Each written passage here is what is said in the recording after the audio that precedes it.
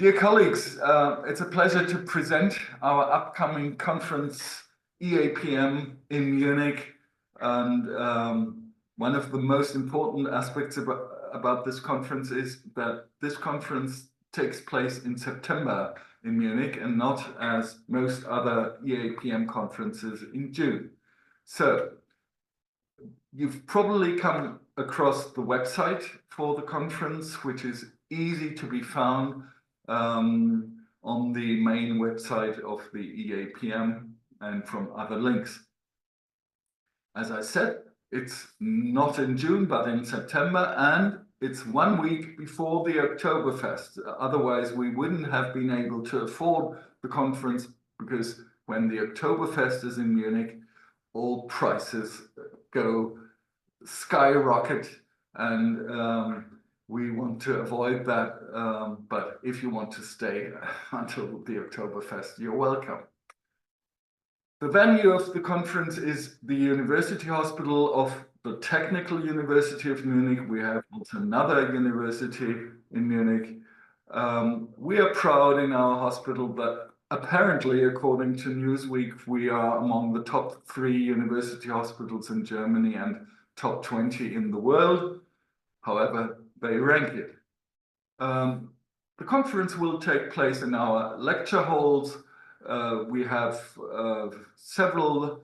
The largest one has a capacity of 400. That might be a bit too small for 1 or 2 of the keynotes or opening sessions, but we will then transmit to adjacent lecture halls, so that should be, we hope, no problem.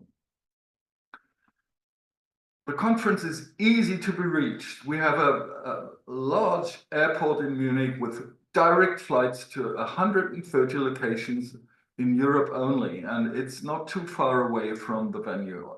Even closer is the main train station, which is just 15 minutes away from our venue.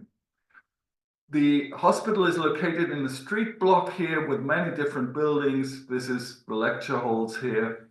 And the whole block is, if you look at the map of Munich, on the right side of the river Isar, that's the name of the hospital, and it's very close to the city center and to major locations there. We have a very good public transport system, and this brings you to the city center within 10 minutes.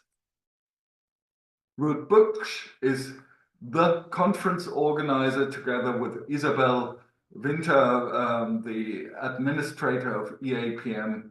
They are the backbone of this conference, and you will be probably in touch with Ruth at some stage. The organizing institution is the Department of Psychosomatic Medicine at the Hospital Rechts der Isar. We are a typical German psychosomatic department, independent of psychiatry or internal medicine or other departments. We have an inpatient unit with 24 beds, 12 places in a day clinic, a clinical and research focus on persistent somatic symptoms, PTSD, psycho-oncology, and spiritual and palliative care. And that's a special feature. We have a separate palliative care unit with 10 beds, also belonging to our department. You know, the title of the conference is Transforming the Biopsychosocial Model, Conceptual and Therapeutic Aspects. And we are happy that several prominent keynote speakers have agreed to come to the conference. It will be opened by Sanneke de Haan. She's a philosopher from the Netherlands, who's worked very close to psychiatry, and she's currently also working with groups on conceptual aspects of persistent somatic symptoms. She's a person who can bring across philosophical concepts also to non-philosophers very well. Silje Rehme, a psychologist from Norway, will talk about the optimization of expectancy effects in the communication with patients with persistent somatic symptoms. She's a member of a group who has published a very successful RCT on these matters. Omer van den Berg a well-known experimental psychologist, known to many of you, and surprisingly, he has never given a keynote to the EAPM yet, so we are happy to have him in September in Munich.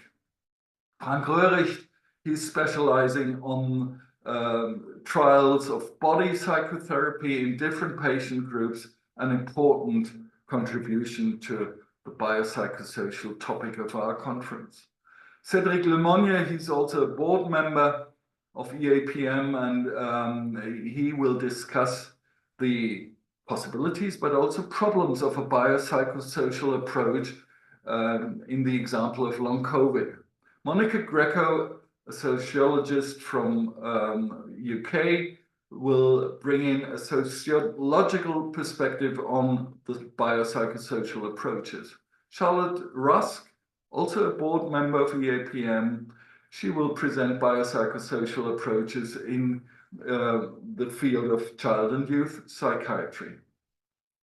Sir Simon Wesley, well known to many of you, will discuss why our medicine still is not biopsychosocial and what we should do about it. We will also have masterclasses funded by the Caris Foundation. 3 of the keynote speakers will offer masterclasses on Thursday morning during the conference. That's very good. The program structure is very similar to how it was in earlier EAPM conferences. We will have a welcome reception on Wednesday evening, and then on Thursday morning, the master classes, afterwards the opening ceremony, and we will have several symposia, workshops, and keynotes. One new aspect is that we will have interviews with the awardees of the Fritz Heuse and Alison Creed Award. They will not present lectures, but we thought interviews might be interesting. On Thursday, we have another special topic in discussions with national representatives. We thought last year that it would be good to have a podium discussion about the identity of EAPM. It's an association with people from very different backgrounds, and it's good to discuss what is EAPM for, and we hope that this podium discussion will help here. Between the awards ceremony and the dinner on Thursday evening, we will have the General Assembly for EAPM. It's not put down here. The conference will end on Saturday around noon, like in other conferences. And one very important aspect is the submission options for symposia and workshops. The deadline is, or has been, depending on when you see that, January 20th, and for single presentations, it's February 23rd. The dinner on Friday evening will take place in a very typical Bavarian style Munich location, the Hofbräukeller, and we hope it'll be a nice evening. We thought it would be good to have an after-dinner admission possibility for those who want to come for having a little dance and having a drink, but not taking part in the more expensive dinner itself. And one important thing when considering coming to Munich is Munich is much more than just beer and Bayern Munich. For instance, we have wonderful museums here, and 2 top spots are my favorite one, the Haus der Kunst, with its Goldene Bar, a fantastic bar in it. It doesn't have a permanent collection, but always very interesting current exhibitions. So it's worth a visit, really.